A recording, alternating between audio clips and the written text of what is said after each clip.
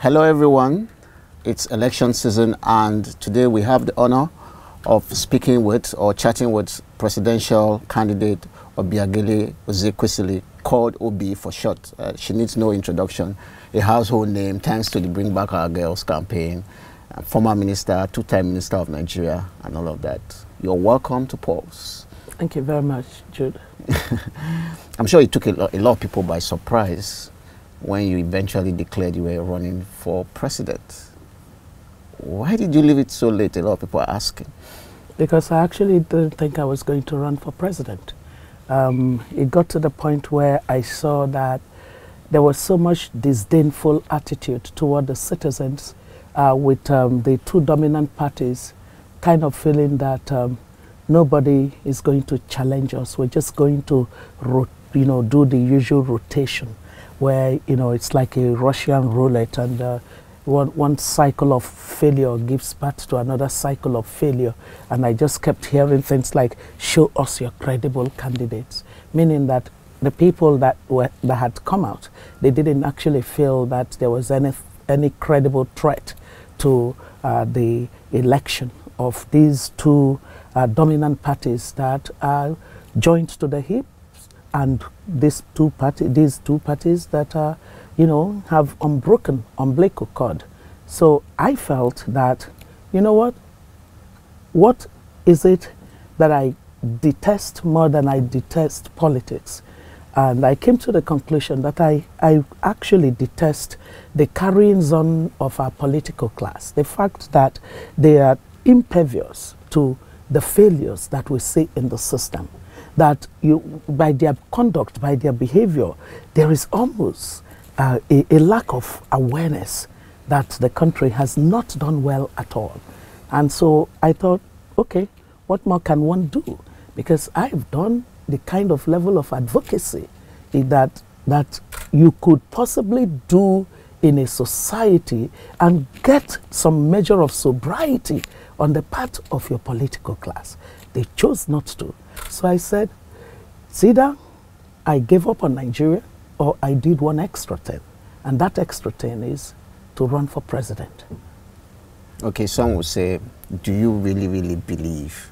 I mean, coming late into the game, into the game and all of that, do you in your heart of hearts believe you are going to win? You think I am doing this for jokes? I'm sorry, I'm running to win. There are two classes of people running in this election. The political class of the old order and the Nigerian citizens. I am the candidate for the Nigerian citizens. These two dominant, so-called dominant parties are really the parties of the political class. They exist for the political class. What I'm doing is to get into this landscape to disrupt the old politics. We're tired of the old politics. I don't know about you, but I am tired of it. And here I am. I am not needing anything. I don't need a title. I don't need to go to government to enjoy being called something. I don't need any of that. I am simply tired of being part of a nation that could be great, but which has been so mismanaged that it is dwarfish and yet giant in possibilities. So we have to deal with that. We have to correct this anomaly. When I think of the fact that the kind of opportunities that I got that enabled me to be who I am today completely elude many children of similar circumstances as I had when I was born, that makes me sad, because it ought to be that we would have done better than when I was a child. I'm friends with a lot of young people, and one of the things that began to make me feel sad was that I could no longer tell them some of the things that existed or some of the things that we enjoyed when we were growing up, because they would look at you and say, so you people enjoyed all these things, and so what happened? How can our past be better than our present? We're always talking in the past. It's not a good thing. It's not healthy. It's not wholesome. So there were a constellation of issues just came together. And for me, I simply said, you know what, we're running. It's not I am running. Ezekwesili is not running, because I'm not running alone. I am not running alone. The Nigerian people who are tired of mediocrity, incompetency, deficit of character in our political life and leadership are running with me. This is about citizens saying, all right, enough is finally now enough. So, Jude, I am not running for president to make a statement. I'm running to win so that we can build a different Nigeria. So, as this time last year, you hadn't made up your mind to run? This time last year means what? You're talking 2017? 2017. I am saying to you that I hadn't made up my mind. I hadn't even given politics a consideration. Remember that we had been doing the red card. The red card was an organic thing that happened because you remember that morning that we woke up and these gruesome deaths happened in Benue State. And on the same day that death happened, you remember how when those pictures were coming out, yeah. It was almost like the emotions of people went on flame. And so much noise about that situation. It really shook people. And I just kept saying, gosh, I don't want to look at these gruesome pictures. I don't want to look closely. How do I look closely at the mauled bodies of people? So I kept trying to escape it. Eventually, at night, at the same time that we were watching my husband and I were watching the news on one of the television stations. And then, what did I hear? I heard one of the ministers in this administration saying to a country that was grieving a heinous situation that had happened, saying, oh, we're starting off the campaign thing for the president. He has done so well, so we have to start his re-election. I'm thinking, are we okay? What cheapened the human life so badly that this man does not even have a sense of propriety, of what is right? How could this be the topic coming out of government at a time like this? So I was so affronted by that. I could hardly, sleep well. And then the next morning, I just started talking about giving red cards to our political class. Because, the same thing had happened. The previous administration watched a renegade group of people who were angry at society just seize the field of play and morph into what we today call dreaded Boko Haram. Could have been nipped in the bud better and faster. When this government came, this administration took over from the previous one, we started seeing the frequency of occurrence of the Fulani herdsmen attacks began to grow in leaps and bounds. And our movement wrote a position paper and sent to this administration saying, hey, this phenomenon, could there be a mutation of the existing threats into what we're saying? You've got to nip this in the bud quickly. Because imagine being traumatized all over again by a new variation of this kind of insecurity. Nothing. Until it got to the point where in 2018, more than 1,300 deaths occurred as a result of this. So we did the red card movement. There was a way of saying red card to bad governance, red card to bad leadership, red card to the governance failure. And then as we red carded our political class, people were, naturally would ask, so after we've given red card, then what happens? So we, as part of our red card movement, then designed a program that we called the 3 C's, that you must have character, capacity, and competence in order to be qualified to offer yourself to Nigerians to vote for you and so that you would lead them. Because those attributes, if an individual has an inextricable composite character, competence, and capacity, they would very likely be good leaders. They would be effective leaders. So we began to say we need people like that. And we went further to design an instrument with which citizens could, evaluate candidates for the elections. Then we called a summit of the alternatives, where, because we have red-carded APC, PDP. So we said, where are these alternatives? Let's call them, let's begin to show that citizens are more interested at the downstream, or rather, no, upstream. Before parties are even saying, you come and be a candidate, we're saying, before you think of that, you better look at what citizens are looking for.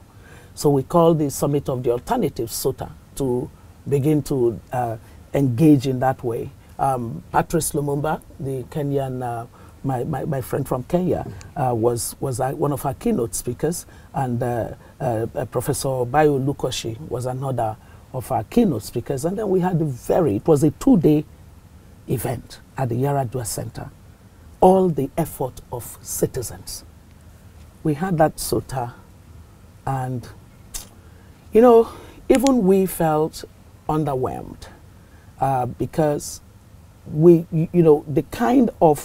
the quality of change agents that would take everything forward was a bit,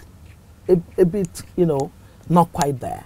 So we understood why it was that this government would be saying. In fact, that became so for me in particular when I was asked by a group of aspirants to monitor their process for agreeing amongst them through the PACT initiative who they would all rally behind. And I have to say that it was one of the most depressing things that I ever saw. Because you saw a situation where young people also were reflecting the behavior of the old that we want to take out. And that for me just showed that we do hand over the space to these old other politicians. We do it on our own. So it got to the point where I realized that somebody just had to step out there and step up the confrontation, because this is a fight. This is a fight for the soul of Nigeria. They are comfortable with Nigeria being the way it is. It doesn't make any difference. They come and go. They float in and float out. The indicators are dismal. I mean, like, how often have you had a quarrel between our political class be about the poverty numbers in the country? Have you ever seen where the quarrel is, oh, this is what we would do about this poverty situation? Have you ever seen it? It's always a quarrel about whose personal stake is being injured, and how they need to make sure that they get a seat at the table that would give them a better hold on their stakes. So we are at a place where we needed a game changer. And I just stepped up there because I believe that I have enough mental resilience. I have that mental resilience to be able to lead this citizens movement, to reposition and somehow reorder the relationship between those who lead and those that they lead. It is about citizens first. That's what my own run is about, citizens first. How did your husband take it when you first announced that you were running for president? How could I announce without having a conversation with my husband? I didn't have that kind of... like when you first told him you were going to run. No, he had seen, my husband had already seen, my pain. We're very close, so we do talk about these things. And the kids. Yes, and our children, and so he was always like, I think there is an assignment, because everything that I have done in my career, it's always been, baby, you don't do jobs, you do assignments. And the more that I was agitated about this lack of, this total disconnect between our political class and the dismal condition. This country is declining badly. I mean, just look at the trajectory of decline. It ought not to be so. In the 80s, poverty numbers were, in absolutes, was about 28 million. It should be that we would be as close to what China has been able to do as possible. China's GDP per capita at the time of our independence was lower than ours by about $5. The same China began a very revolutionary, market-oriented reforms to the economy in 1979. And today, that same China has moved more than 700 million Chinese out of poverty. We have gone in the other direction. 700 million people out of poverty is the equivalent of more than 3 times our population. There's, you know, when you look through the development literature and the research that's been done over the years, it's become clearer that there are just certain basic principles that you need if you want to grow as a country. So it's no longer so esoteric and it's not rocket science. You could actually carry on with sound economic policies, sound social policies, sound, you know, structural policies, and you would see the result. Because countries have done them over and over again and saw results. You could actually know the composition and structure of investment and the role that the public sector needs to play in those sectors where there is no market incentive to operate. So things like, you know, basic education for majority of poor, market doesn't see the opportunity there. So you know that this is government business, right? We now know that the division of responsibility in terms of investment between the public sector and the private sector, it's not clinical, but you can reasonably use data, evidence-based policy to determine the way that you can organize your investments and get growth. So it's not rocket science. So if that has not happened in Nigeria, then it's the problem of the lack of the quality of the kind of quality of leadership to be the organizing mechanism, because the role of the leader is to organize, is to mobilize, is to persuade, is to inspire, is to coordinate. Now, and to envision where the rest of society he believes or she believes they should be going. I believe that Nigeria should be going into a stature of a cohesive, stable, and prosperous society that offers equality of opportunity to all of us. A nation where our diversity, according to research, would be the basis of our creativity and innovation. That's who we're supposed to be. We're not supposed to be people of mediocrity. How can we normalize mediocrity? How can we tell our young people that they are wrong to dream that they could lead the rest of the world in the field of disruptive technology? Why should we do that? Why should we have people that young people cannot even connect to? And they are the leaders. We allowed our country to become a place where the worst amongst us govern the best amongst us. That's an anomaly. So, for me, my husband saw my agitation. He saw that I was really upset just even watching the news. As the news comes on and I go just, oh, please. It's pretty upsetting watching the news in Nigeria. God have mercy. You know, so, you know, so he said, baby, it looks like you are on another assignment. Calls you baby. What do you think he would call me? He would call me Mama. Okay. you know, Jude, I've known this young man for a while, and now I see that he's become a big man. That's why he's choosing me, you know. Yeah. So he could see that. He could see my agitation. And he began, you know, my husband is a pastor. Yeah. And so he said, that, you know, it looks like there is yet another assignment that you've got to do. And so by that day, you know, by that time that I had this critical analysis of what do you dislike more than you dislike politics? And then I said I dislike what our political class is currently doing. So, and it was like, you know, it was a thought thing going on. He said, if you're going to take care of what you dislike more, you need to do what you dislike less. So you've got to fix the Nigerian politics. And you can see that the interventions that you as citizens have been doing without going into the space, what has happened is that they've cornered the political process and they've decided who plays in it. So they say, when people like, haven't you already seen some of them say, what does Ezekwesili know about politics? I don't know anything about politics, but I know how to care about people. I don't want to know anything about politics. I know how to care about other people. That is enough politics for me.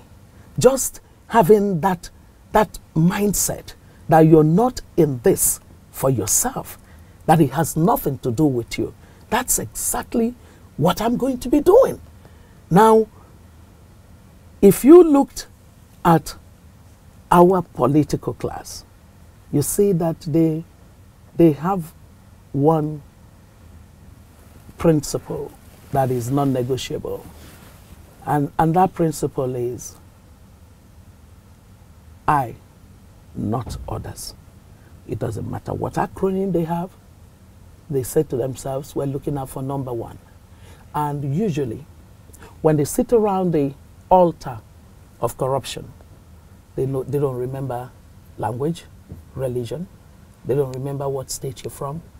They just simply they forge that common bond.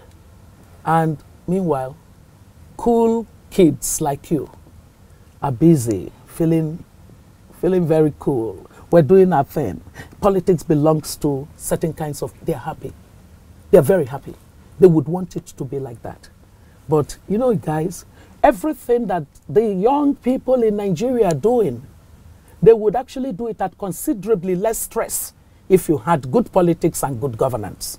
So it is important for some segment of your own population to now begin to think of how to run decent country.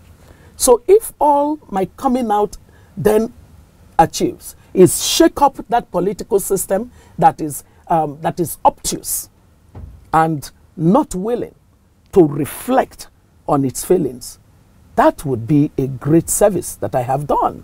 And for you as young people, you can take a look at me, whether you're a young man or you're a young woman, and you can say to yourself, I need to care more than I care right now about good governance and about the fact that good governance doesn't happen without good politics. And as, you know, was it Plato that said it?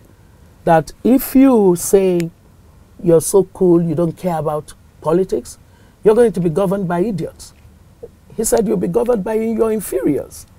So if you, your class, your group, you want to continue to have all kinds of fellows govern you, then don't care about politics. But I want it to be said that I did the final possible thing that I could do, having advocated and advocated and advocated 30 years, more than 30 years of advocacy in my life.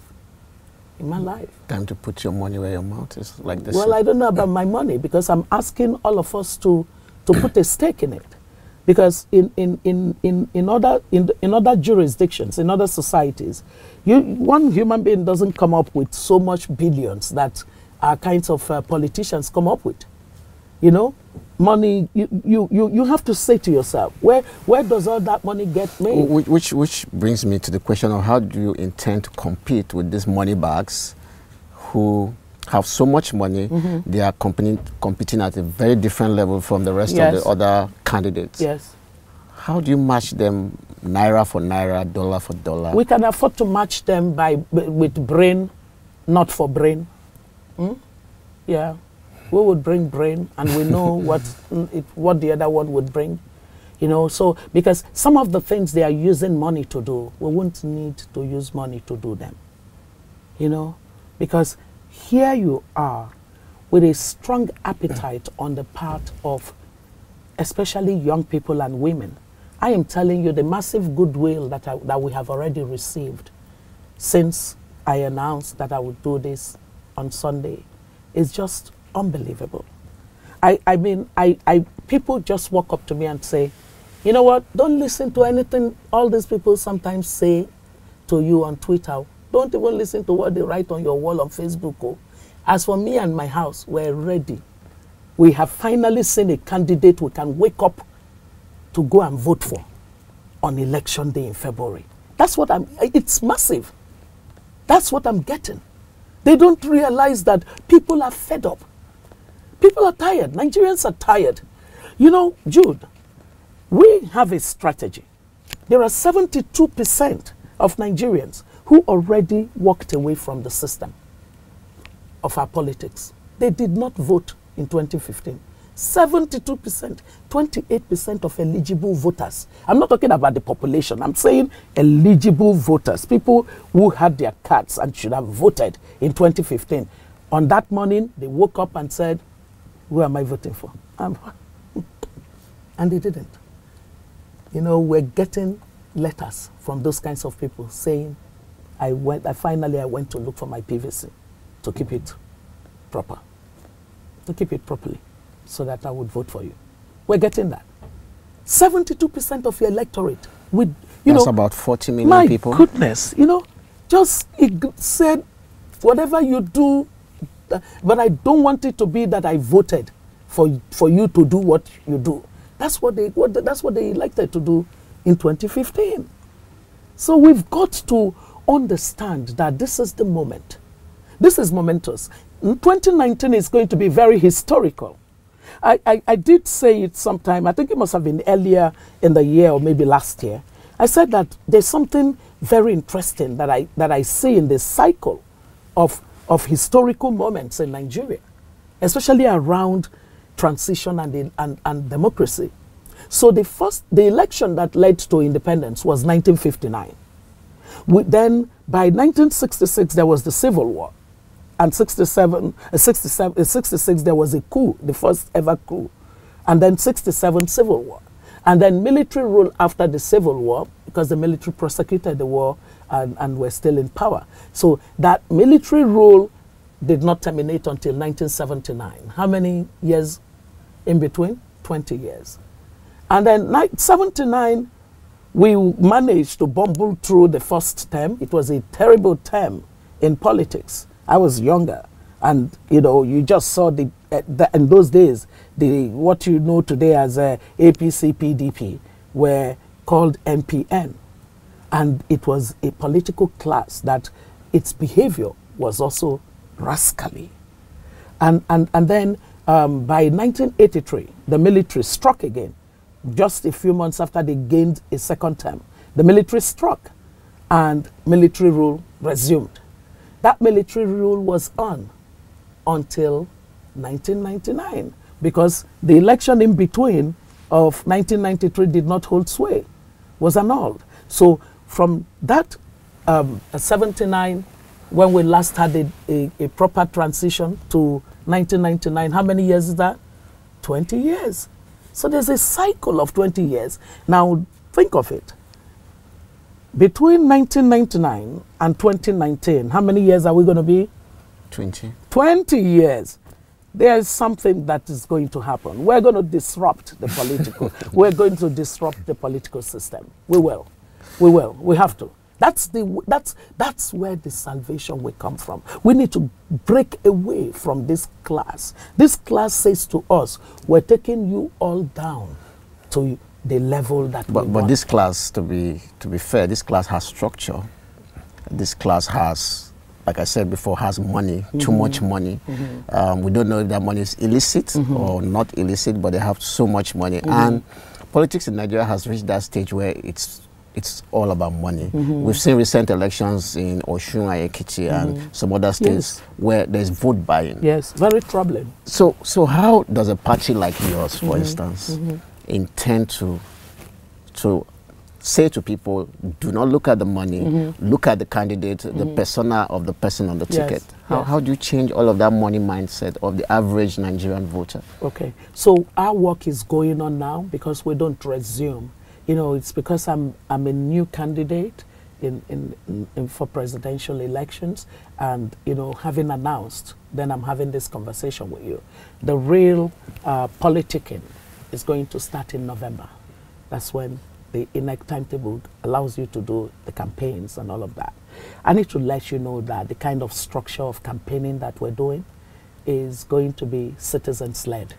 The same citizens who are going to be voting for us in 2019 are leading the campaigns across 36 states. The 36 states. Our party is actually not one of the new parties. It participated in the 2015 elections, and it was 4th position. It has a presence in all the 36 states, including the federal capital. It is very solid in some of the states more than in others. We're doing a very accelerated work to try to, you know, get that presence and that system very strong in these other states. But guess what? When people tell you structure, don't be deceived. Structure doesn't mean the complex or the building. That doesn't a structure make.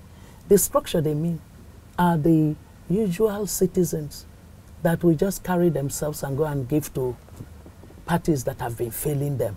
It's you, the voter, that is that structure. Yeah, sure. That's what it is. So the same people now are getting the message that, wait a minute, this thing cannot happen in perpetuity. So we're going to engage with that structure called the Nigerian people in ways, our kind of politicking is not, they think I'm just going to be speaking grammar. They let them wait. What will you be speaking? Don't worry. Don't worry. You know, don't worry. We're going to meet them at the level of campaigning, where our citizens will say, you know what, we really should do this. We really should do this, because we're going to get to the root of it. We're not. What do you guys normally say when you want to speak that your slang? Which one? The one where it's like, I'm not joking kind of thing. We're not here for play. I'm not playing with. There's the way you put it. Something like, I have not come to play with. We're not here to play. We're not here to play. We're not here to play. No, Jude, I mean it. We're not here to play. I don't know whether people realize that for us to be a country where poverty is being weaponized is a dangerous sign. A man who, or a woman who accepts 4,000 naira because he says, I'm not likely to see those who are giving me this money after I've voted them, is giving up. That's what has happened. They've given up. They've decided, I can live my life this way. I will not see government, and it doesn't matter to me.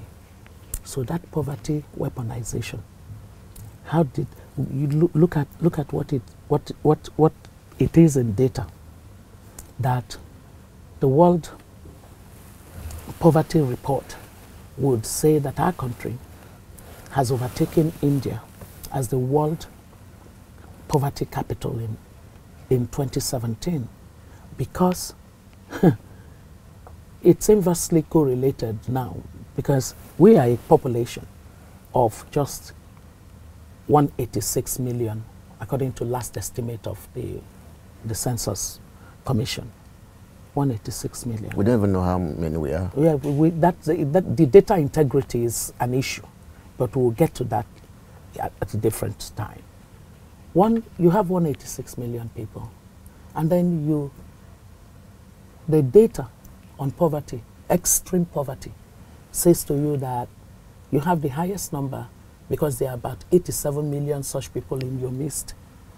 Then you say, which other countries could have had more than us, you would immediately say China and India, because they are top populations and they are still within the we're developing country kind of thing. But as I told you earlier, China has already done some interesting things with economic revolution that lifted their 700 million citizens out of poverty within less than 4 decades, right? Guess the number 2. The number 2 that came after us is India. India is a country of 1.2 billion people. It came up with 79 people in extreme poverty. What happened to us? How can this kind of failure be? How can we accept it and tolerate it?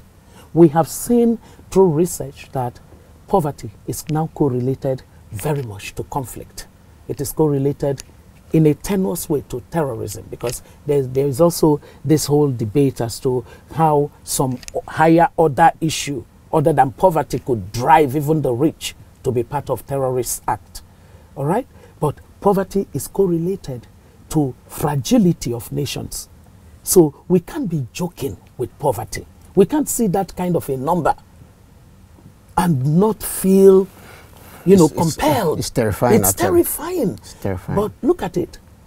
154 million out of the 186 are poor, to the extent that they survive on less than $2 a day. $2 a day. $2 a day is the equivalent of about, let's just say 800 million, 800 naira. Naira, yeah. Let's just call it 800 naira. That's what they survive on a day. That's not up to a plate of food in Lekki, for instance. There you go. How can we know this? You see, I feel sometimes that those of us in the society who are fairly okay, we have a way of not being, we don't see these things. It's like these things are invisible to us. And, I'm not saying that, I'm this great person who sees all the problems, others don't see anything. I believe that there are many other people who see. But the problem is that not enough of us are saying, this is not. This is enough, yeah. Let's use our voices. Because frankly, the Northeast was a bell. The divine used it to ring a bell for Nigeria. But I haven't seen anything we're doing differently to avoid many other Northeasts. And for me, I don't want it to be that I was here and saw it happen. I normally say to people that I don't want any Nigerian child that comes after I am gone to feel that the failure was so much and nothing was done. And then that child begins to look. He says, show me the graves of our great-grandfathers and great-grandmothers. I say, what do you want to do with their graves? I want to spit on their graves. I have said to myself, no child coming after I am gone will be looking for my grave to spit on. It must be that when they come to my grave, they say, this is Antiope. God bless you, ma. Whatever I would do is what I have done in the country so far. And that's why, for me, this race is not about gaining the title of president. It's about rallying a nation. It's about saying to the nation, wake up, you giant with such clay foot. Wake up. It's time to wake up. Don't you think it's time to wake up, Jude? Yeah, I do. I really want us to imagine. I want us to dream again. I want Nigeria to dream again. Well, part of what I find very, that it just takes me, depresses me, is when I see young people tired. And giving up. In the time of youth. The despair, the despondency. That's why our campaign is called Hope 2019. Hope 2019. You want to follow us on Twitter. You follow us at Obi 2019. Or you follow us on Run Obi Run on Twitter and also on all the other platforms. You want to visit our website because it's a citizens movement. Visit our website. It's www.obi2019.com.